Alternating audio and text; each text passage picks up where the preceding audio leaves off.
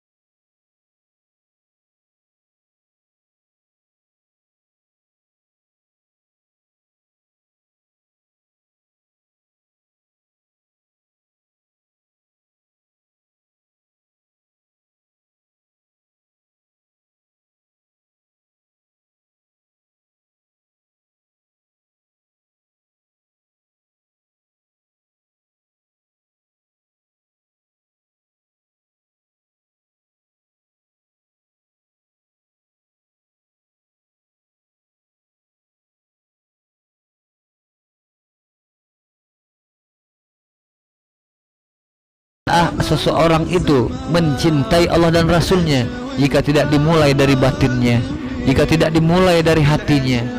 Abu Bakar radhiyallahu anhu, seorang sahabat Nabi yang sangat mulia, sahabat Nabi yang sangat dicintai oleh Rasulullah Shallallahu Alaihi Wasallam, yang menyerahkan semua hartanya di perang Tabuk, sehingga waktu ditanya oleh Rasulullah, "Ya Abu Bakar, semua hartamu kau serahkan kepada kami di perang Tabuk, lalu apa yang kau berikan kepada keluargamu?" Abu Bakar dengan jiwa yang tenang, dengan hati yang ikhlas dan ridha berkata, "Aku tinggalkan kepada keluargaku Allah dan Rasulnya, dan cukuplah bagi mereka Allah dan Rasulnya." Inilah Islam yang akan dituju oleh kita semua. Inilah Islam yang sempurna, yang dicontohkan para sahabat sebagai pengikut Rasulullah Shallallahu Alaihi Wasallam yang utama, yaitu Abu Bakar As-Siddiq, yang Rasulullah sangat mencintainya, yang Rasulullah tahu zahir dan batin, jiwa dan raga Abu Bakar adalah tulus, adalah ikhlas. Semoga Allah membimbing hati kita untuk menjadi Islam yang benar-benar Islam, Islam seperti yang dicontohkan oleh Abu Bakar As-Siddiq, yang memang benar-benar dia tulus mencintai Allah, tulus membela agama ini, dia korbankan jiwa dan raganya, bukan seperti abu-abu yang sebelumnya. Terkadang perjalanan hidup kita seperti itu, semua kita bisa terkena, termasuk pembicara ini. Terkadang lisan kita fasih, terlihat khusyuk, tapi ada sifat pelit, ada sifat perhitungan. Terkadang lisan kita fasih, ibadah kita khusyuk, tapi gampang tersinggung. Terkadang ibadah kita banyak, ibadah kita semua kita lakukan, yang baik-baik kita lakukan, tapi gampang sekali mencela orang, gampang sekali mencari-cari aib orang, dan banyak lagi kelemahan-kelemahan diri kita yang para sufi tidak pernah memeriksa orang lain.